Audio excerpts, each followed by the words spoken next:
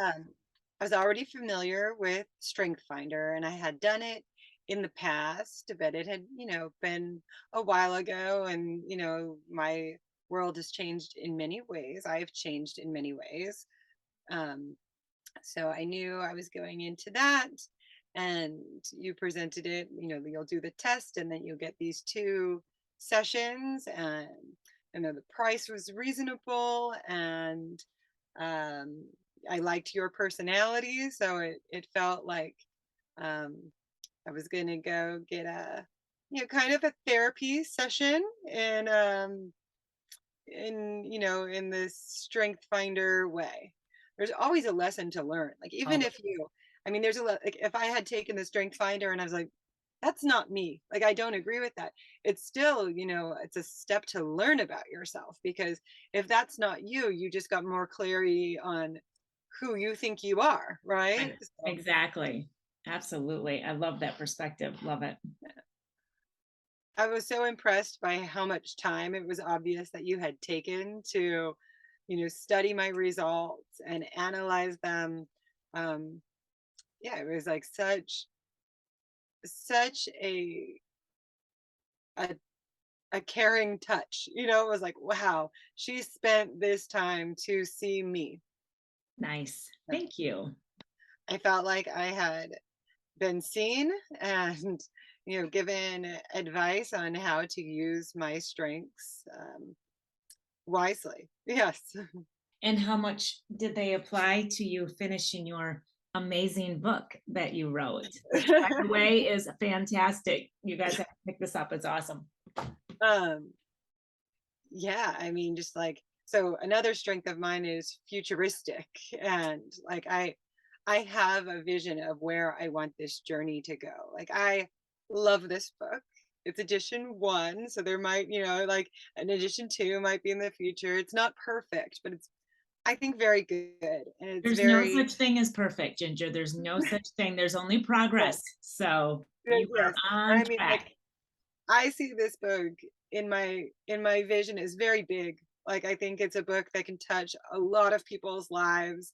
It's a book that I see, thinking about the future, futuristic. Like it's a book I see, women gathering around and doing together in like a book club setting. And like my dream is to have people doing Bible studies and then they read the Ladies of the Mountain, to make it a little saucier.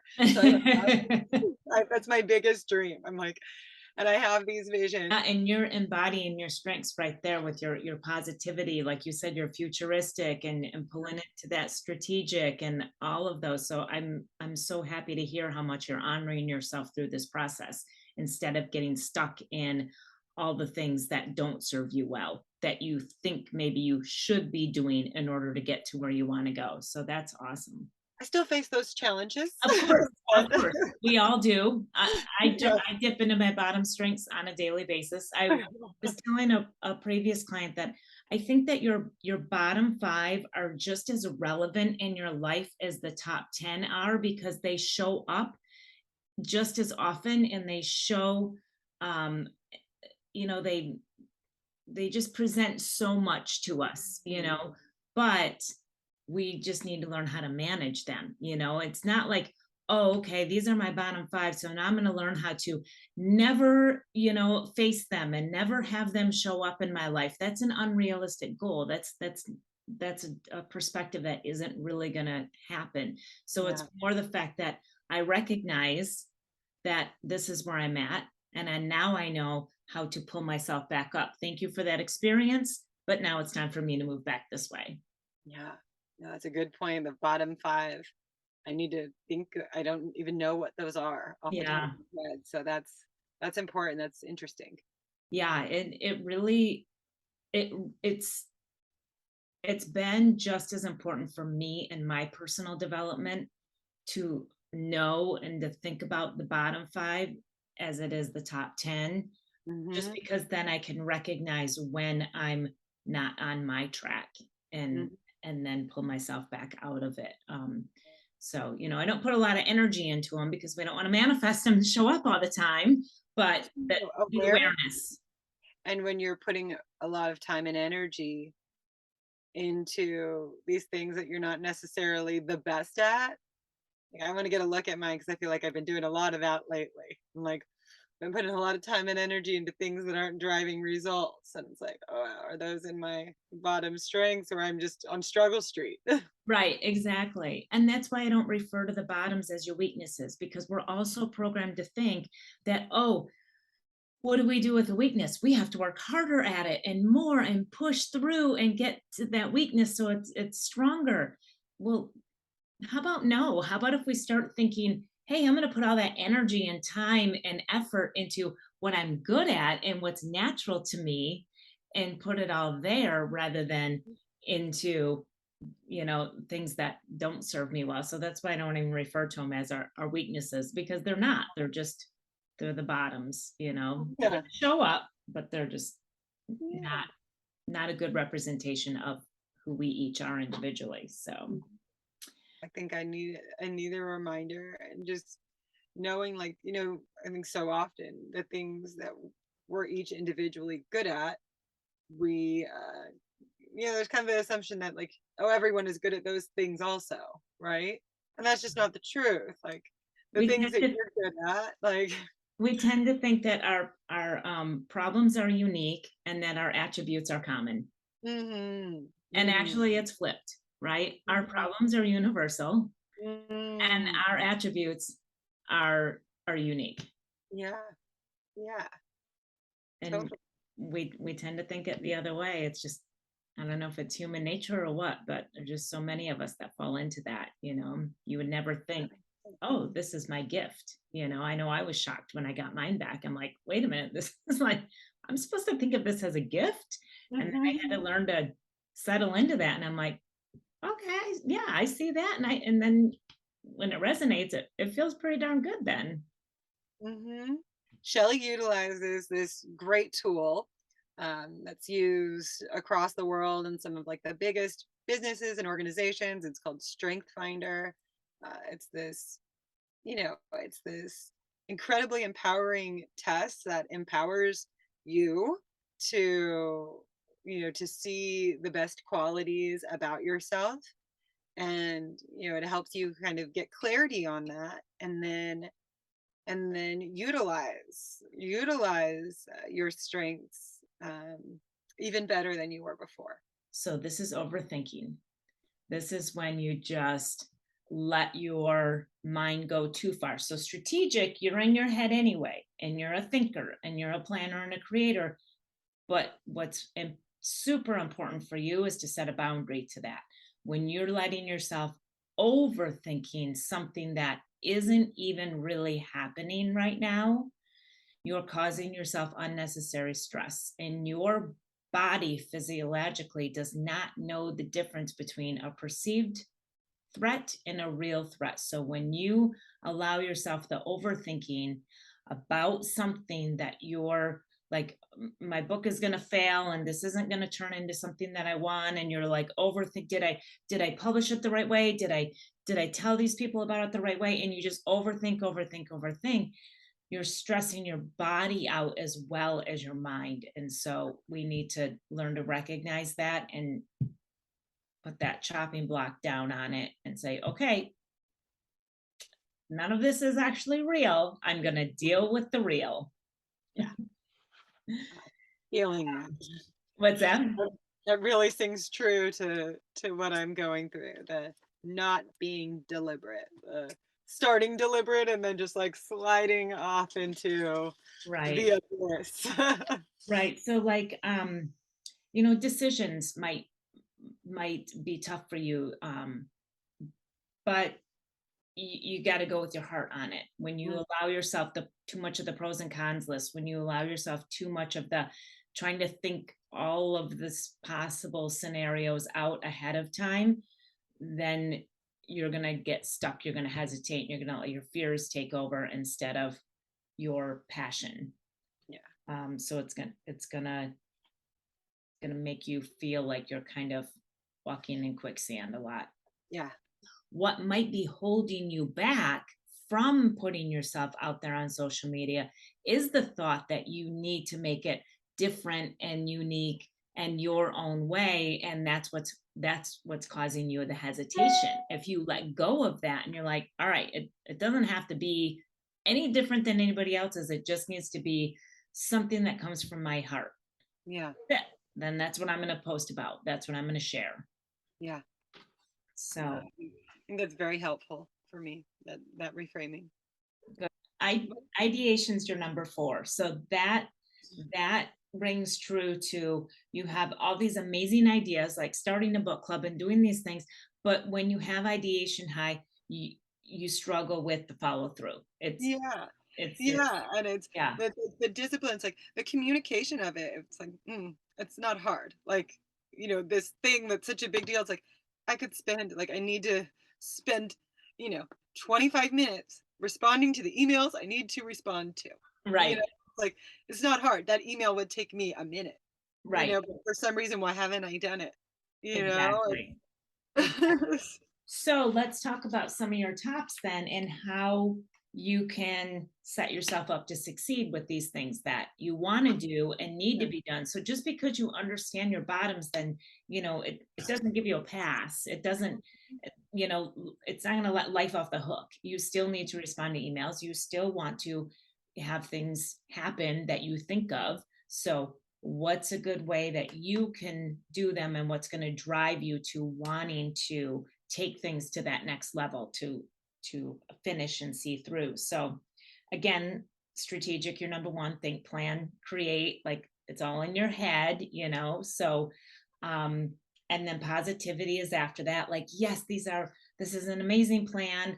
I know I can see this through. This is going to be awesome.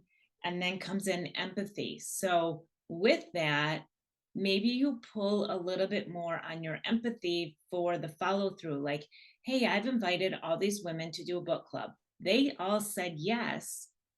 They're probably excited about doing it. They probably need an outlet. They probably need some adult stimulation and Oh something else no. to do. So I'm not going to let them down by having them get excited about something that now I'm not going to follow through with. Yes. You're Oh, yeah. right, like that already is Oh, like that's giving you like, thinking that it's like, oh no, because I'm part of me was like, thinking it's like, oh, they're doing this book club, it's like a favor to me, but there's truth in that. Like the people who have responded, I'm like, oh, she really does need this book club. right, put yourself There's, in their there's shoes with there's it. truth in that. There's truth in that. So Um, so yeah, if you let your empathy kind of drive you to not let other people down, like how would I feel if somebody asked me to be a part of a book club, and oh my gosh, did I ever really need this outlet, and then they never followed up with me? Do they not want me there? Like, yeah. they Oh, started and not okay, yet. I get it, Shelly. I get it. Stop. I am motivating you. Oh, I get it. Oh my God, I need you. Your big ideas, your excitement, your creativity, all that stuff. Honor that, let that flow. Know that creatives are bring a gift to the world that the disciplined executors don't. So there's a place for the disciplined executors, and someday you may need to hire one to get your stuff done for you that needs to be done. But your gift is not in that. Your gift is in your creativity. And so keep honoring that, and let yourself flow in that way, because if you honor your creativity, things are going to get done, just maybe in a little bit different manner. Um, and then futuristic, again, that's your compass strength. So when you do drop down to those bottoms, and you start to overthink, and you start to get too analytical and individualized on certain tasks and things, and discipline isn't showing up, nothing that I want for my future is going to get accomplished if I don't follow through and do the things that I know I need to do. Mhm. So in order to get me where I want to be, I need to do these things in order to get me there. Yeah. So if you don't think of them as the bottom strength things, and you don't overthink and all that, but you just let your desire and your dreams for the future propel you into action, then then you'll want it. You'll be excited to get things done. Then you'll be excited to write those emails and get stuff sent out and whatever it is organized that you need to do, because you can visualize what is to come if I do these things. And if I don't, and I don't follow through, what I'm so excited about, what I'm envisioning isn't just going to magically happen. So let that be your driver. And then you got that adaptability right after that, which is be in the present moment, enjoy where you're at right now, which is a great balance to have with futuristic, because a lot of times, especially with something as big as like publishing a book and wanting it to turn into something and wanting to see what can come of it, we focus too much on where we aren't yet. And Mhm. that adaptability is going to help keep you centered and grounded in, hey, but you know what? I'm exactly where I need to be right now in order to have that happen. So if we're thinking too much about what we want to happen, anxiety, kicks in, and then we all get paralyzed by anxiety. So that really embrace that adaptability, that being in the present moment, going with the flow, taking change as they come. I don't have to travel down this straight and narrow executor disciplined path to get there. I can weave my way and adjust my flow to still get where I want to go. Mhm. Okay. And then you've got the woo. So that's, the wanting people to like you, wanting to people like your book, wanting to people like your ideas, wanting to get out there and network about it. Hey, if somebody invited you and said, hey, Ginger, do you want to come to this dinner party I'm having because we'd like to hear you talk about your book? Like, zing, that's going to energize you, through the roof, because you're going to want to be able to go and schmooze with all these people about your book. Yeah. Okay. Yeah. So set yourself up to be in those situations. Yeah. Um, And those opportunities come, people say those things, they might not reach out to me about that, but that's like, you know, I could reach out to them. right. Exactly. And I'm in that same boat.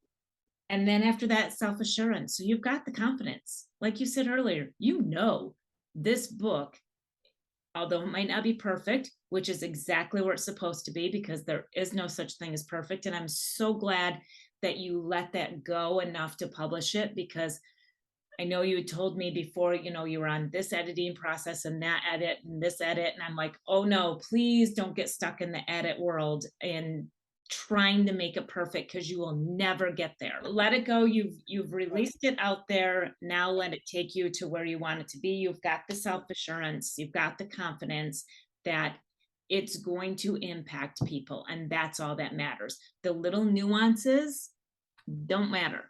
Yeah. It's the impact that matter. And so you have that confidence in it. You have that confidence in the fact that it came from your passion and all of your experiences that you had such a strong desire to pour out and share into the world in such a beautiful way. So hang on to that self-assurance. The intellection obviously is a strong strength for you, which is very clear with your book. That deep thinking, that deep introspection, that looking into you, that taking it to another level intellectually about our beings and about who we are, and providing yourself and other people another way to look at things and look at themselves.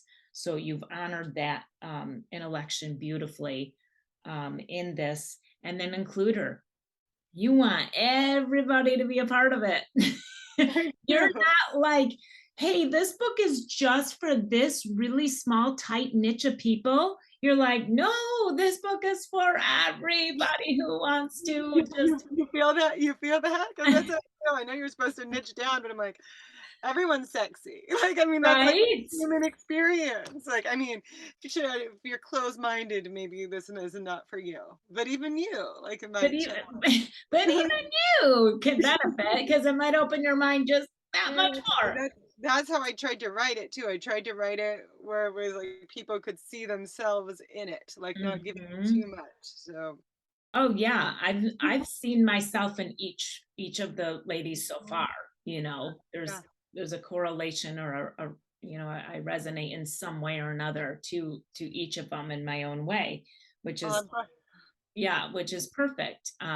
Which is again why individualization is lower for you. You mhm, don't want it to be just for these, all this unique. You want it to be more about the universal, and you see yourself in the universal feeling and message of what this book brings, mhm. instead of just all the different tiny unique of everything, Yeah, because then they wouldn't connect as much.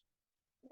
That's interesting that that strength came out that way. Thank you for seeing that, because I Yeah. didn't connect those dots, and it's like, yeah, that's the truth. Like that's I want to write a book on like I have a poem. I'm going to put this in a poem. I am not left wing. I am not right wing. I have both wings, and I fly high. Right. I actually just did I stole somebody's post on that. It shows like it was a Native American, and it wrote something about, it's not about the left wing or the right wing, it's about the whole bird. Oh, I thought someone else has said this. Okay, I mean, it's so obvious, and I'm okay. Yes. Okay, so Yeah. that's out there. That note. Yes. Okay, And I just reposted it. It meant so much to me. you I just reposted that. reposted that on Okay, my Facebook a couple weeks ago, because I'm like, beautiful. I thought it yeah, was so special for seeing that obvious thing, but of course it wasn't true. And I mean, yes, it's like, why would anyone just want to have one left wing or one right wing? right. It's an Ex- insane concept. Right. You need the balance to be able to fly. Yes. You want to be with one wing, like you want to be disabled. Okay. Right. I Like, still think, even though it's out there in that meme, I still think that you should. sure, sure. It's okay for me to share it, even though I'm not the first person who has ever thought of it. Right, and you're gonna share it in such a beautiful way of explaining it and looking at it and everything as well. So